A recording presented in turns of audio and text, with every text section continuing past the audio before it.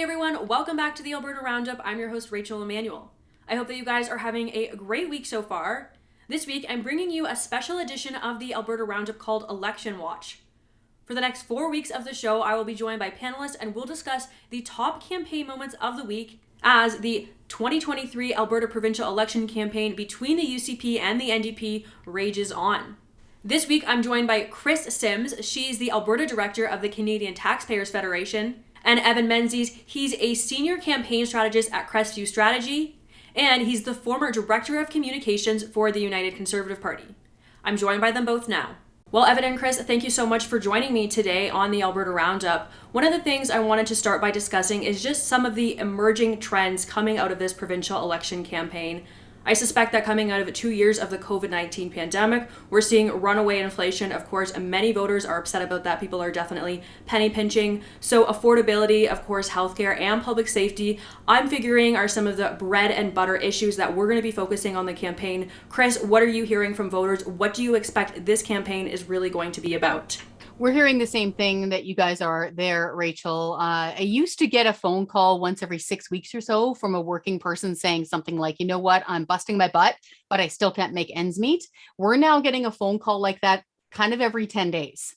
So it's a lot more intense. Even here in Alberta, we are still seeing record demand for food banks and often among working people.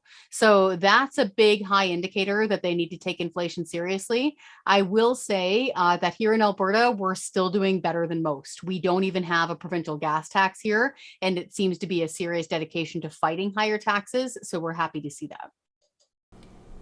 And Evan, outside of some of those main issues that we just discussed, like healthcare, do you think those types of topics are going to be landing with voters, or do you think that they're a little bit tired of politics? Of course, we just came out of a UCP leadership race not too long ago, and do you think that it's going to be harder for the parties to actually land and to resonate with voters in this campaign?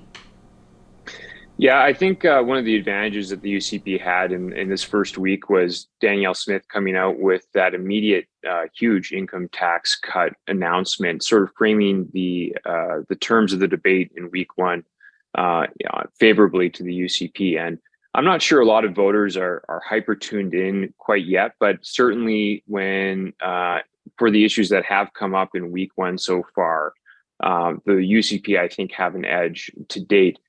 Folks have been telling pollsters this for a long time, that affordability is a major issue. Kris just touched on the fact that it's something people will talk about all the time. Even with the provincial gas tax cut, there's still the federal carbon tax that's driving up the prices at the pumps.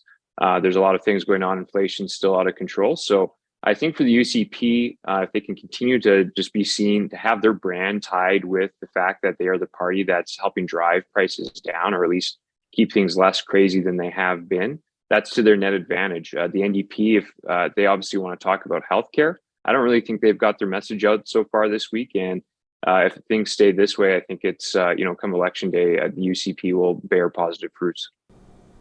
Sure. Speaking of that tax cut, for my viewers who aren't aware, who haven't heard about it yet, on Monday, Danielle Smith came out with sort of a pinnacle campaign announcement. She said a UCP government, if reelected, would create a new 8% tax bracket on income under $60,000. So that's saving of about $760 for an individual, or closer to $1,500 per family. And then for those Albertans that are earning less than $60,000 annually, they'll see a 20% reduction to their provincial tax bill. Kris, maybe you could weigh in on this. What would the impacts of a tax cut like this be on the Alberta economy, especially when people are really reining in their savings? Oh, it's huge. And this is something that we push for all the time. Every now and then you'll see a politician, because it's easier for retail politics to give you little specified targeted tax credits here and there.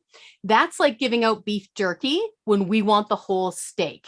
And their announcement on Monday to give us the whole steak of, boom, you're going to have a new lower income tax bracket, and it's going to save people money across the board. Those are exactly the savings that taxpayers need. And so what that does is that, number one, helps them pay their bills. Number two, it attracts more people to Alberta, because if you're a family in some place like British Columbia or Ontario, and you take a look and you realize how much money you're going to be saving when you combine that with a lack of a PST, you're going to have even more moving trucks being booked here. So that is a significant tax cut. In fact, I may say, and this is kind of a gentle criticism because they were both two good announcements, they should have broken up their huge income tax cut by creating an 8% one for lower income folks, and the fact that they're going to extend their fuel tax reduction.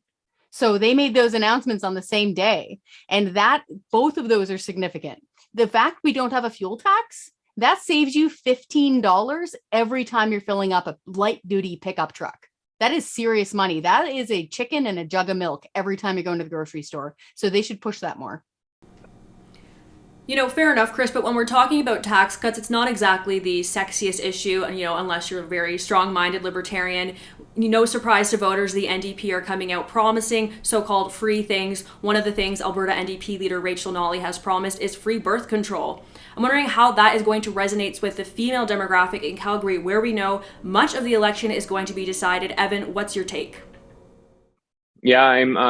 When they first made the announcement, it's one of those types of policy announcements. No matter where you sort of fall on the political spectrum, I think for more what we usually call like low information voters, just meaning that they're not consuming politics 30 minutes, 60 minutes a day.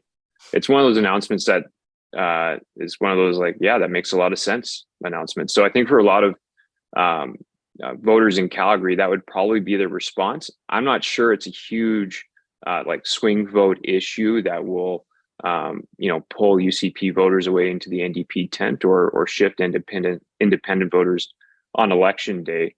I personally think over time, this type of concept of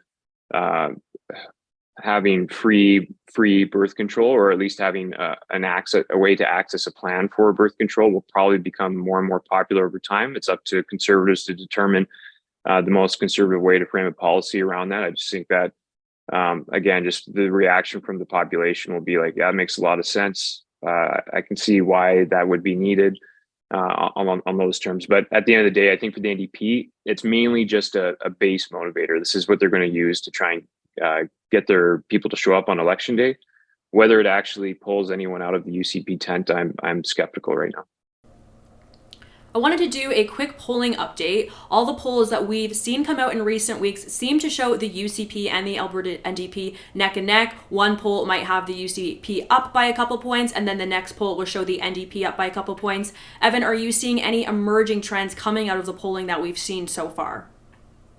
Yeah, one of the things I'm watching, and all these polls always have their own like little variations within them, and obviously that old adage, wait until election day. But one of the things I've noticed, both from publicly released polls and some that I've heard from that are more internal, is that there is positive momentum for the UCP in Calgary right now. It's, again, it's early days. I have old battle scars when I worked for Danielle Smith during the 2012 Wildrose election, and we were polling great for the first couple of weeks, and then it obviously fell apart in the last week. So I don't think the UCP should be pumping their tires too much quite yet, but I think there's some positive momentum heading towards the UCP. Their campaign plan seems pretty straightforward. They want to be boring. They want to stick to their bread and butter issues like affordability, tax cuts, like we had already mentioned. They're able to stay on those messages, not sort of lose the plot over the next few weeks. I think their brand, their message will carry the day. The NDP have hit a ceiling in Calgary, in my view. I don't think there's any new NDP voters out there. There might be some undecideds who could shift their way at election day, but the UCP's challenge in this city is getting what I call UCP shy voters to show up at advance polls and on election day. There's still a large section of UCP voters in the city who are just not quite sure what to make of Danielle Smith quite yet. She's been premier since October, but obviously have some long memories, still trying to sift through those old Wildrose PC debates back in the day. So I think Danielle, as premier, has done a good job showing those voters that they're welcome in the tent, and she obviously her job as leaders to make sure that they show up for those advanced poll dates and on election day. Sure, and arguably, with the NDP attacking Danielle Smith and saying she can't be trusted or that she's crazy, that's some of the sentiments that we've seen in the rhetoric they're trying to build around Smith. The UCP's focus on running what you're saying is a boring campaign would be a very good one, just to show voters that they are trustworthy and they are consistent. Now, when we look at the polling numbers, Kris, we know that the Alberta NDP spent $6 million on attack ads in the pre-writ campaign period. I'm not sure that is actually having an impact in Calgary. Do you know if that has been been successful? Has that actually been able to swing voters over in the Calgary, or does it seem largely like that was a swing and a miss? That's a great question. I will say, anecdotally speaking, and taking off my CTF hat for a moment, even when I'm watching the playoff hockey, like I'm watching the Edmonton Oilers, I see attack ad after attack ad, and I don't see answering ads. Usually they match, and I don't know why there aren't answering UCP ads abutted next to those NDP ones. Also, even on local radio, so I'm here in Lethbridge, and I'm listening to the country station or the rock station, it is wall to wall. Every time they go to a break, I'm not surprised they spent that amount of money because it sure sounds like it. It's always a Rachel Notley attack ad on Danielle Smith. So if that sways people who are on the fence, that's a pretty good question. I will say that the UCP has brought in some heavy hitters and seasoned campaign managers. So Steve Outhouse is a very experienced campaign manager out of Ottawa. I worked with him there when I was a staff member and largely as a journalist on Parliament Hill with the gallery. And what I find interesting about that is that there's always a pool of staffers that will hang out or talk to each other, even from other parties. And I don't know anyone who's ever said anything bad about the guy after 20 something years, which is remarkable from that perspective of a place like Ottawa. And so I think he's probably got a pretty solid game plan. The question is, what don't know? Anything can happen in 3 weeks, and there's always some sort of risk of an October surprise. So we're really early, like Evan said. We'll have to see. Speaking of surprises, there was a bit of a hiccup in the UCP campaign this week on Tuesday. I'm sure you guys caught this. I'm just going to give a brief recap for my viewers. Basically, on Tuesday, UCP candidates Brian Jean and Rebecca Schultz had a big announcement. They had two independent reports that said that Rachel Notley's plan to reach a net zero electricity grid by 2035 would cost the province and taxpayers $87 billion. They had added together two separate reports on this issue. The one was the AESO report, that's the Alberta Electric System Operator. They estimated the cost of the actual power generation grid at $52 billion. And then they had a Navius research report finding that the opportunity cost to the economy would be $35 billion between now and 2035. That's for a total of $87 billion. However, Navius Research came out and basically said their numbers were being mischaracterized. They said reports in the media pegged their report at almost double what the actual cost would be. Eventually, it seemed that the UCP and Navius came to an agreement. The UCP released a tweet. Their War Room, to be specific, released that tweet in acceptance with Navius. They had worked on this statement together, kind of coming on an agreement of the specific wording that should be used. That being said, the sentiment is sort of that when you're explaining, you're losing. Evan, do you think this was a missed opportunity for the party? Now it seems like they've had to explain so much what these numbers are. Do you think that that really distracted from the issue at hand here? Yeah, it's possible, but I kind of see it from another point of view. I wasn't sure, as I was following the press coverage from that press announcement, until Navius put out that tweet, I wasn't sure it was getting the coverage it deserved. And it turned out that the next day, this is all everyone is talking about. And it's an important topic to talk about.